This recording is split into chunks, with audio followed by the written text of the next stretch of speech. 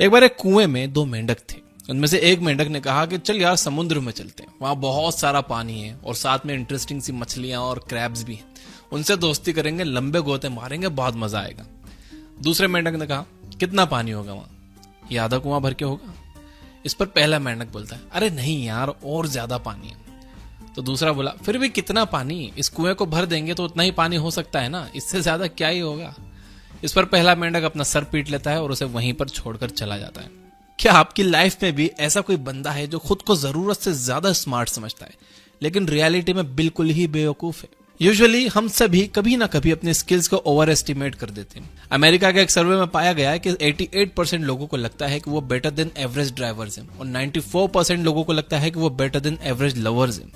लेकिन अगर हम मैथ्स देखें तो सिर्फ 50% लोग ही बेटर देन एवरेज हो सकते हैं।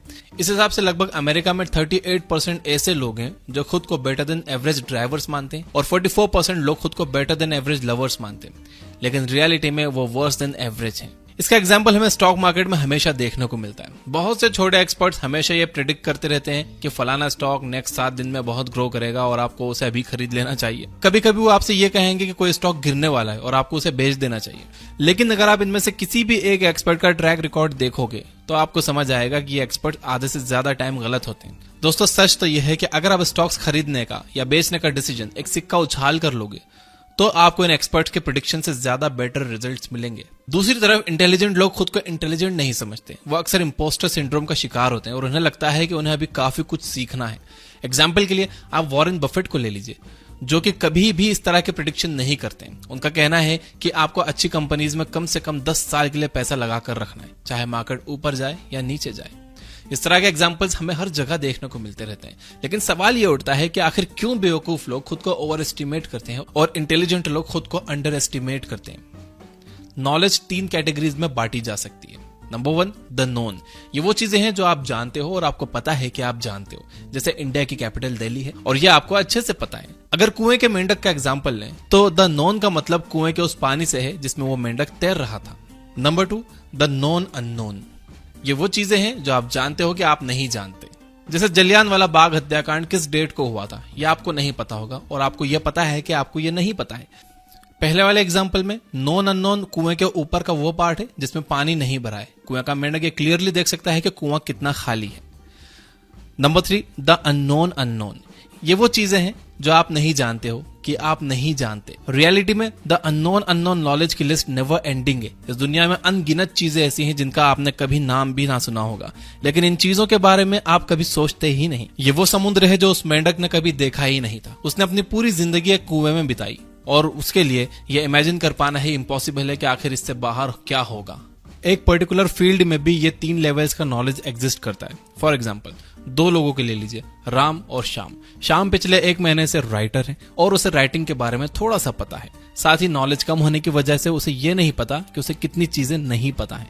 कम नॉलेज की वजह से श्याम अपने नॉन अननोन नॉलेज के बारे में भी कम जानता है और उसे लगता है कि उसे सब कुछ पता है। वो अपने फ्लॉज को नहीं देख पा रहा, इसलिए उसे लगता है कि उसमें कोई फ्लॉज है ही नहीं और वो परफेक्ट है। दूसरी तरफ राम पिछले 3 साल से राइटिंग कर रहा है। उसने 2 बुक्स पब्लिश की हैं। राम का नॉन नॉलेज भी ज्यादा है और नॉन अननोन नॉलेज भी ज्यादा है, जिसकी वजह से उसे पता है कि उसे अभी कितनी चीजें नहीं पता है। ज्यादा नॉलेज होने की वजह से राम अपने फ्लॉज और शॉर्ट कमिंग्स को भी जान रहा है और इस वजह से उसे लगता है कि उसे ज्यादा नहीं पता है। इस फिनोमेनन को डनिंग क्रूगर इफेक्ट कहा जाता है। 1998 में डनिंग और क्रूगर नाम के 2 साइकोलॉजिस्ट ने बहुत सारी स्टडीज की। उन्होंने बहुत से स्टूडेंट्स के टेस्ट लिए और फिर उनसे पूछा आपको क्या लगता है, आपका परफॉर्मेंस कैसा रहा। ऐसे में जिन लोगों के कम मार्क्स आए उन लोगों ने यूजुअली अपने मार्क्स को ज्यादा बताया क्योंकि उनका टेस्ट खराब गया था और उन्हें लगा था कि टेस्ट काफी हार्ड है, इसलिए वो सबके लिए हार्ड ही रहा होगा, इसलिए उनके मार्क्स दूसरों के मुकाबले अच्छे आने चाहिए। दूसरी तरफ जिन लोगों के ज्यादा मार्क्स आए थे उन्होंने अपने आप को अंडर एस्टिमेट किया। उनका टेस्ट अच्छा गया था इसलिए उन्हें लगा कि ये टेस्ट सबके लिए इजी रहा होगा, इसलिए सबके अच्छे मार्क्स आए होंगे।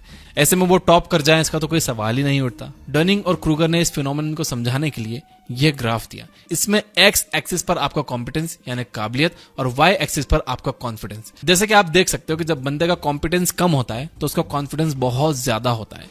उसे अपने फ्लॉज और शॉर्टकमिंग्स के बारे में बिल्कुल नॉलेज नहीं होता, वो खुद को परफेक्ट समझ रहा होता है। लेकिन जैसे ही लोगों का नॉलेज और कॉम्पिटेंस बढ़ना स्टार्ट होता है, उन्हें ये रियलाइज होता है कि उन्हें कितना कुछ नहीं पता है। वो अपने फ्लॉज को क्लियरली देख पाते हैं और इस वजह से उनका कॉन्फिडेंस डिक्रीज हो जाता है। लेकिन फिर जब लंबे टाइम तक वो खुद को एजुकेट करते रहते हैं और स्किल्स प्रैक्टिस करते रहते हैं तो उनका कॉन्फिडेंस फिर से इंक्रीज करने लगता है। बार बार मिलने वाली सक्सेस की वजह से उन्हें ये यकीन होने लगता है कि वो वाकई में ज्यादा जानते हैं। लेकिन फिर भी वो खुद को उन लोगों के मुकाबले अंडर एस्टिमेट करते रहते हैं जिन्हें इस फील्ड के बारे में बिल्कुल नॉलेज नहीं होती।